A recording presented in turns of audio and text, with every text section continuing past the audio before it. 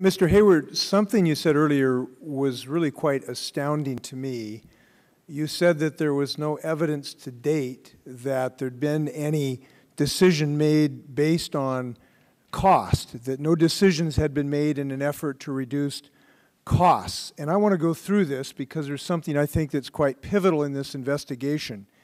The facts are clear that you hired Halliburton to give you advice about this. Mr. Gagliano, an expert in the field, did an analysis and concluded you needed 21 centralizers to make sure that this rig was safe. And just to relieve any doubt as to why that's important, the American Petroleum Institute recommended practice 65 says, quote, if casing is not centralized, it may lay near or against the borehole wall. It is difficult, if not impossible, to displace mud effectively from the narrow side of the annulus if casing is poorly centralized.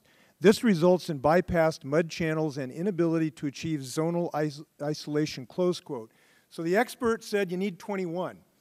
Then, and if we can put up the first slide, a BP employee essentially wrote to that expert and said, well, we've only got 6, and we don't have time to deal with this problem. Now, time to British Petroleum was money. This rig was 45 days late. It cost you $500,000 a day, and people's obvious attention were about time, which meant money. So what happened then? Well, another British Petroleum person sent a memo saying, we really need to follow the model here. He kicked it up to Mr. Guide. If we could have the second slide, Mr. Guide came back and said, I don't like the fact this is going to take 10 hours to do. Even though another British Petroleum person had said, we're going to fly 15 things in. They can be here tomorrow morning.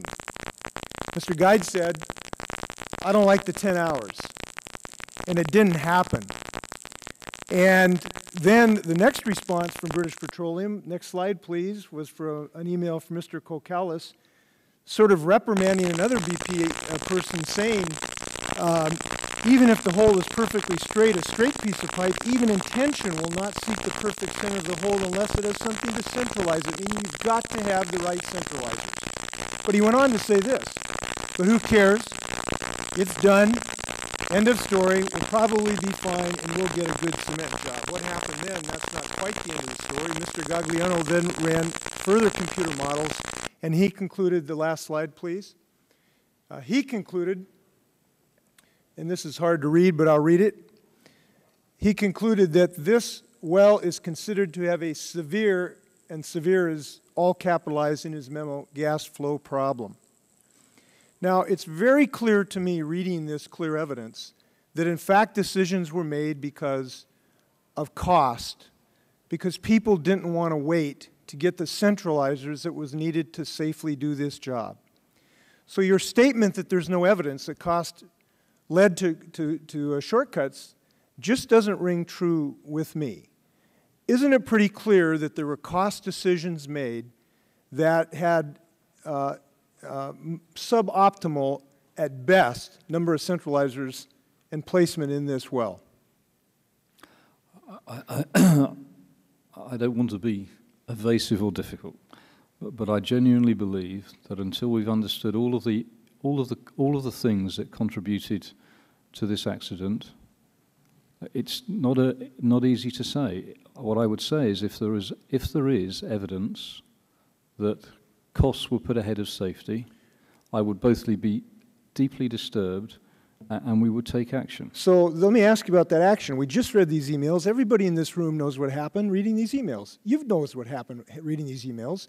Are you going to call the employees involved when you leave this meeting and say, because you're drilling places all over the world right now, this is an ongoing operation, and tell them they got to change their attitude?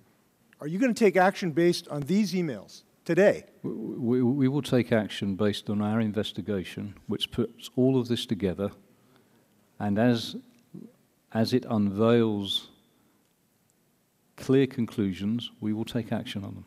Let me suggest another action. We asked British Petroleum what it spent on research and development regarding safer offshore drilling technologies. You gave us the number. It was about $10 million a year.